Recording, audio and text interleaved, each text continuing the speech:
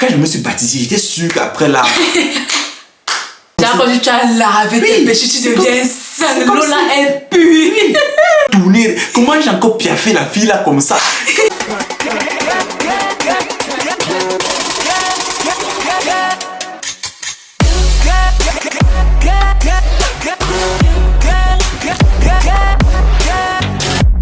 Hey, what's up guys? Today I'm with my bro. My little bro, you know.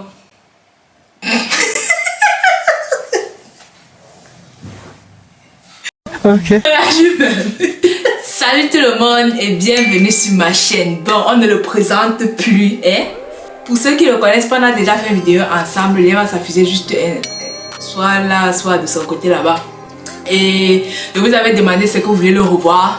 Et apparemment, vous avez dit oui, vu le nombre de vues qu'il y a sur la vidéo qu'on avait fait ensemble. Donc j'imagine que vous voulez le voir, que vous aimez le voir. Donc, il est là aujourd'hui.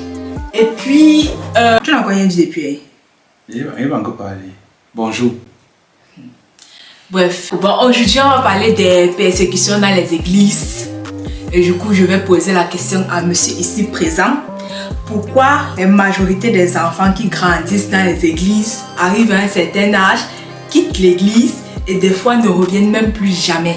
Quelle peut être la cause? Pourquoi? La cause. Bon, la réalité là-bas, c'est que la majorité des jeunes, non, de certain âge, disons, ils sont partis à partir des 18 ans, 19 ans, 20 ans, après le bac le plus souvent, la majorité quitte les églises. C'est vraiment triste quand tu lis même les nombres par rapport à ça. On parle de plus de 70% des jeunes quittent l'église dès qu'ils ont leur bac, si on peut dire comme ça. Et je crois qu'il y a plusieurs causes à ça. Il n'y a pas seulement une seule cause. Mais une des choses qui arrive le plus souvent dans ce sujet-là, c'est le fait que tu as les jeunes qui sont à l'église, le plus souvent qui sont à l'église parce qu'ils se sentent forcés d'être à l'église. Comment ça va l'autre là? Bonsoir à tous les enfants qui sont obligés d'aller à l'église le matin, sinon ton père va te taper. Salut à vous. On est ensemble. Peut-être certains d'entre vous ont essayé de faire comme si vous êtes fatigué le dimanche matin. Ça n'a pas fonctionné. Ça vraiment pas n'essaie pas l'autre là. Ça va pas beaucoup t'aider. Vous avez essayé d'être malade. Jusque là, ça. Mais sérieusement parlant, nous avons beaucoup ce phénomène qu'à l'église, beaucoup de jeunes se sentent jugés et même jugés même plus sévèrement que ceux du dehors.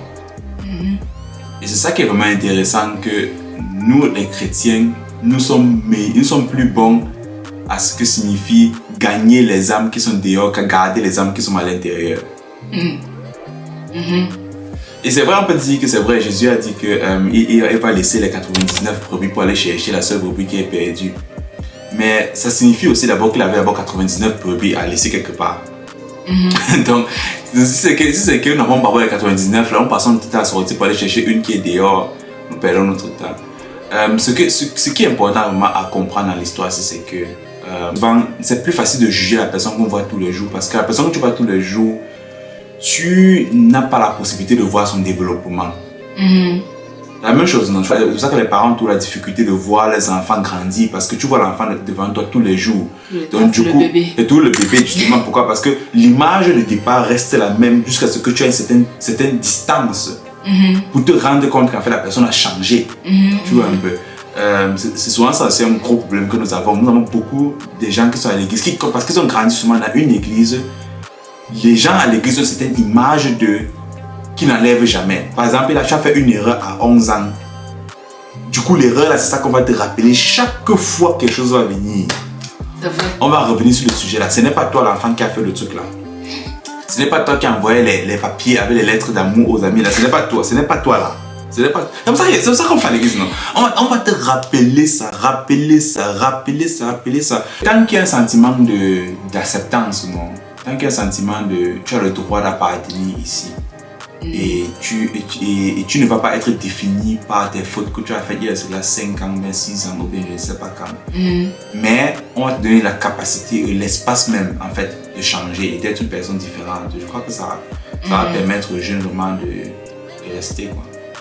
Moi, je pense que ce qui fait aussi souvent les jeunes partir, c'est qu'on veut trop les mettre dans un cadre parfait. Donc, du genre, quand ils arrivent souvent à un certain âge ou bien qu'ils font certaines choses, c'est un peu comme s'ils sont quittés du cadre parfait. Parce qu'on voit toujours l'église comme les hommes, les gens parfaits, les saints. Tu n'as pas le droit du péché. Quand tu pèches, limite, on te met de côté. Genre, tu ne dois plus appartenir à l'église parce que tu as fait je ne sais pas quel péché.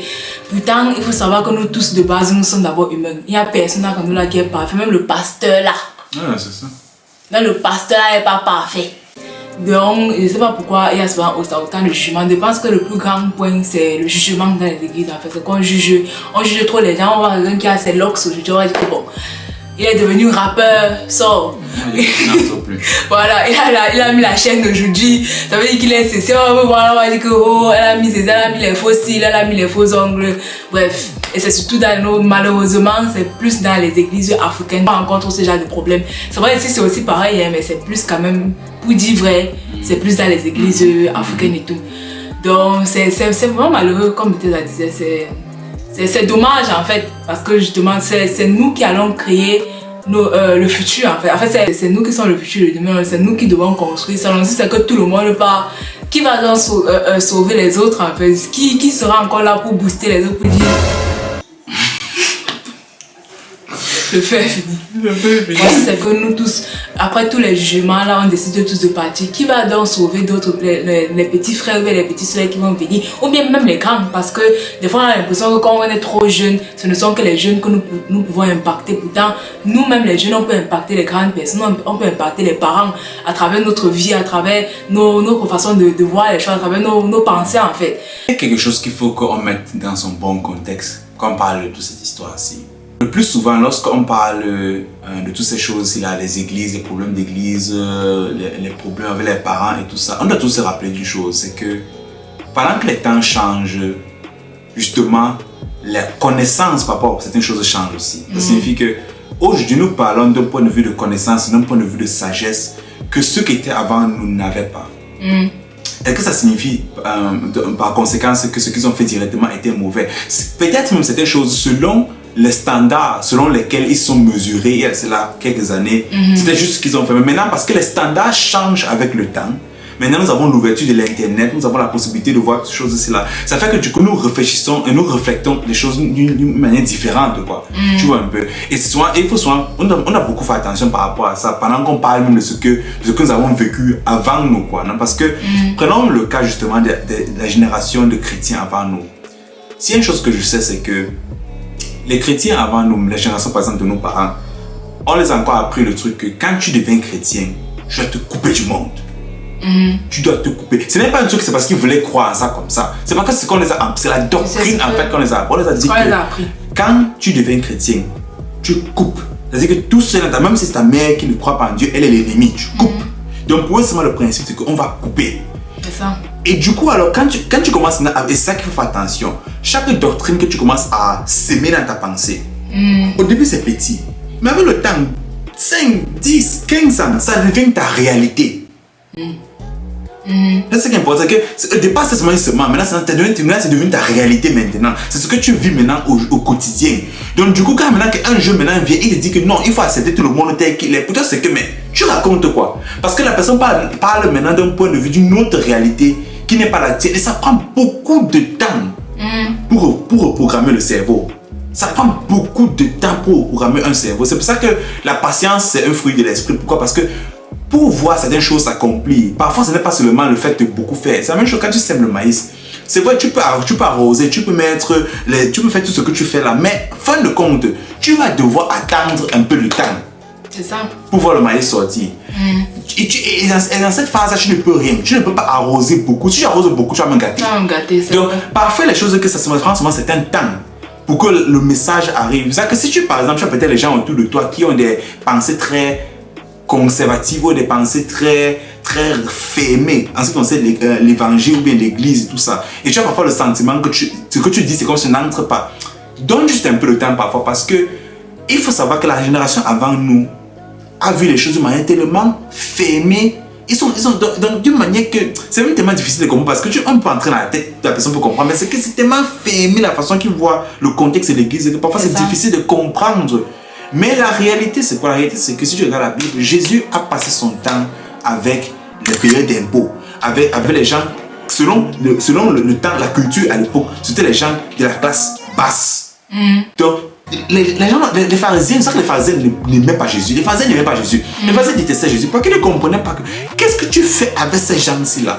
Que tu t'assois avec eux, tu bois avec eux, tu manges avec eux, c'est des amis. Ce sont les gens sales. Mais c'est avec eux que Jésus était. Et c'est là où il y a ce verset là où on dit Jésus dit qu'il n'est pas venu pour les gens guéris, il est venu pour les malades. Parce que justement, il voulait leur faire comprendre que non, si vous fermez du monde, parce que c'est ça le problème en fait, si tu te fermes du monde, tu ne vas pas donner la possibilité justement à ces gens-là d'entrer. C'est ça. Et quand ces gens-là sont entrés, pour revenir en fait à notre vrai problème, tu dois avoir toujours la pensée en tête que ces gens-là, malgré le titre chrétien devant leur nom, ça l'est, chrétien ne te fait pas parfait. C'est ça. C'est tous les gens qui disaient, les gens qui avant tout que quand je me suis baptisé, j'étais sûr qu'après là. C'était la même chose après Il y a mon beaucoup de baptême. gens qui pensent toujours qu'après le baptême, c'est seulement comme Genre quand tu as lavé tes péchés, tu deviens sale. L'eau là est pure. Ceux qui sont pas encore baptisés, vous inquiétez pas, c'est pas pour vous décourager. Mais c'est juste que, voilà. On dit juste. Nous pensons toujours que tu peux pas les gens soit pour le baptême, c'est comme si il tombe par terre, il pleure comme ça. Mais comment j'ai encore dit le mot là? Le mot là devait sortir de ma bouche après le baptême. Comment est-ce que j'ai encore pu même tourner? Comment j'ai encore piaffé la fille là comme ça? Tu as fait ça comment? Non, le baptême, ce n'est pas une potion magique. Ce n'est pas abracadabra ou bien, je ne sais pas comment. C'est ça. Ce n'est pas ça. Abracadabra. Non. Le baptême en fait, et c'est ça parfois, c'est bon d'avoir la bonne doctrine. Le baptême en fait est là pour certifier ton identité. Le baptême, c'est comme quand tu reçois ta carte d'identité. C'est pour que tu saches que tu es un enfant en Christ. Donc, tu dois te rappeler de ça chaque fois que les tentations viennent. Il y a comme un changement sur la scène des pasteurs. Parce qu'il y a beaucoup de pasteurs maintenant qui commencent à confesser des trucs comme le divorce, comme le fait qu'ils ont trompé leur femme. Du coup, maintenant, c'est un peu comme si Dieu est en train de dire qu'il est temps que vous laissez tomber vos masques, vos masques là. Il est temps de montrer que l'histoire, ce n'est pas la magie. Cessez de faire les parfaits. C'est la vie, cela est réelle. Alors, pour celui qui nous écoute et qui pense que est-ce que vous voulez maintenant justifier le péché? Non.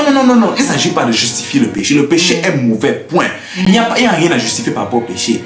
Mais il y a cette réalité à laquelle nous sommes confrontés. Tant que nous sommes dans ce monde-ci là, nous serons toujours confrontés au péché. Et la seule personne qui a vécu dans ce monde sans péché, c'est Jésus. C'est pour ça qu'il peut intercéder pour nous aux côtés du Père à notre égard. Parce qu'il était le seul homme qui a été tenté sur toute forme de tentation, mais qui n'a pas péché. Donc, succombé. Il ne peut pas s'imaginer que nous allons faire de même. Non, ce n'est pas possible. C'est pour ça que nous avons besoin de nous approcher d'un point de vue d'honnêteté. Que nous voyons là où l'autre souffre, être honnête et dire aussi que je souffre par rapport à ça. Pour nous libérer même l'un l'autre. Parce que parfois, même ce qui nous tue, même, c'est le fait que nous ne parlons pas. C'est ça. Parce que tu vas parler à qui? Confessez-vous. Tu vas parler à qui? Tu vas parler parce que nous connaissons comme surtout nous les Africains. Mais pas n'importe qui. On n'a pas c'est ça qu'il dit, non? Tu connais nous les Africains, le Congo, ça. C'est aussi ça. Tu as dit non, c'est ma bad pote et tout. Après, tu vas suivre. Le jour où tu vas faire une erreur, on va te sortir d'aussi épervier.